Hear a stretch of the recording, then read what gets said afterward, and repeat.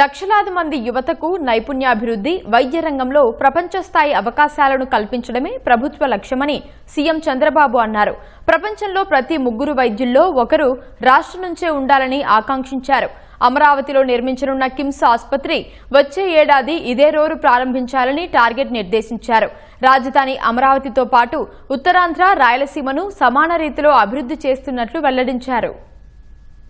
రాజధాని అమరావతిలోని నిడమర్రులో 23 ఎకరాల్లో నిర్మాణం కానున్న కిమ్స్ ఆసుపత్రి, బైసర్ స్కిల్ యూనివర్సిటీకి ప్రజాప్రతినిధులు, కిమ్స్ ఆసుపత్రి ప్రతినిధులతో కలిసి సీఎం చంద్రబాబు శంకుస్థాపన చేశారు. రాజధాని అమరావతిలో త్వరలోనే 500 పడకల సూపర్ స్పెషాలిటీ ఆసుపత్రి అందుబాటులోకి రాబోతుందన్న సీఎం వైద్యారోగ్య రంగంలో అనేక అవకాశాలు ఉన్నాయని చెప్పారు. వాటిని అందిపుచ్చుకుంటే భారతీయులు ప్రపంచానికి లీడర్లుగా అవతరించే అవకాశం వస్తుందని ఆశాభావం వ్యక్తం చేశారు. వైద్యులతో పాటు అనుబంధంగా ఉండే అన్ని అంశాలపైన దృష్టి సారించాలని సూచించారు. కిమ్స్ ఆసుపత్రితో పాటు గూగుల్ డేటా సెంటర్, ఆర్సెల్ఆర్ మిత్తల్ శంకుస్థాపన తేదీలను సీఎం ప్రకటించారు. 0 డేట్ ఈ రోజే స్టార్ట్ అయింది. పక్కనే సీనయ్య కూడా ఉన్నాడు. మేము చేస్తాం సార్ అన్నారు. కాదు, ఇదే రోజు 2027 ఇక్కడికి వస్తా ఇనాగరేషన్ చేస్తున్నా. ఇనాగరేషన్ డేట్ కూడా ఫిక్స్ చేశాను. No option. గూగుల్ మొన్నే ఫౌండేషన్ వేశాం. 2028 ఆగస్టు 15 కంటే ముందే గూగుల్ విశాఖపట్నంలో ఆపరేషన్లు ప్రారంభిస్తుంది.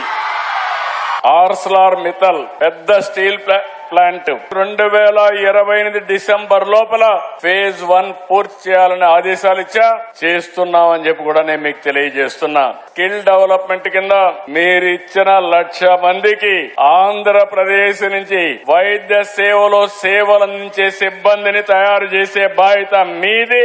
దానికి ఏం కావాలో మీరు చేయండి, నేను సహకరిస్తా. ప్రపంచంలో ఎక్కడైనా కానీ డాక్టర్లున్నా, ఎక్కడైనా నర్సెస్ గాని అనుబంధంగా ఉండేవాళ్ళు ఉంటే ప్రతి 3లో ఒకరు ఇక్కడ తయారు కావాలి, అమరావతిలోనే తయారు కావాలి. మా పిల్లలు ఆ విధంగా కూడా ముందుకు పోవాల్సిన అవసరం ఉంది.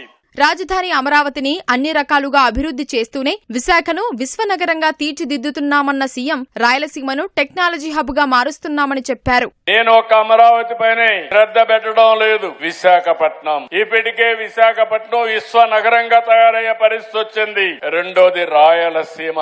రాయలసీమ రత్నాల సీమని మనం మాట్లాడుకుంటున్నాం. ఈ మధ్య రాళ్ల సీమగా మారిపోయిందని బాధపడే పరిస్థితికి వచ్చాం. ఇక్కడే సతీష్ రెడ్డి గారు ఉన్నారు, పూర్తిగా సహకరించారు.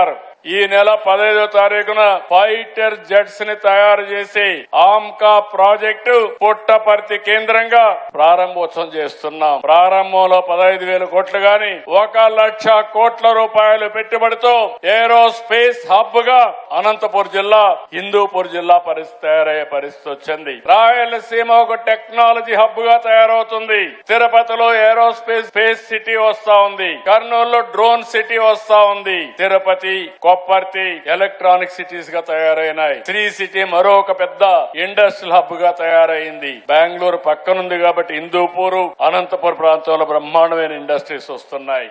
ఏడాదిలో కిమ్స్ ఆసుపత్రిని అందుబాటులోకి తెస్తామని హాస్పిటల్స్ చైర్మన్ బొల్లినేని భాస్కర్ రావు చెప్పారు. రాజధానికి భూములిచ్చిన రైతుల త్యాగాలను ఎప్పటికీ గుర్తు పెట్టుకునేలా ఓ కార్యక్రమాన్ని ప్రకటించారు. నా బిడ్డ బ్రతికేదానికన్నా నా పొలంలో గనక 100 మంది బిడ్డలు బ్రతుకుతారనే ఉద్దేశం, త్యాగంతో ఈ రైతులందరూ దీన్ని త్యాగం చేశారు. ఆ చేసిన దానికి వాళ్ళకి మనం గిఫ్ట్ గా నా తరఫున మన చంద్రబాబు నాయుడు గారు గనక ఓకే అంటే ప్రతి ఫ్యామిలీ ఎవరైతే ఈ ల్యాండ్ ను డొనేట్ చేశారో వాళ్ళ ఫ్యామిలీ ట్రీ గాని లేదంటే వాళ్ళల్లో ఎవరైనా ఒక పేరు గాని ఇస్తే ఈ యొక్క స్కిల్ యూనివర్సిటీలో ప్రతి రూములో ఒక్కొక్కరి పేరు పెడతాను.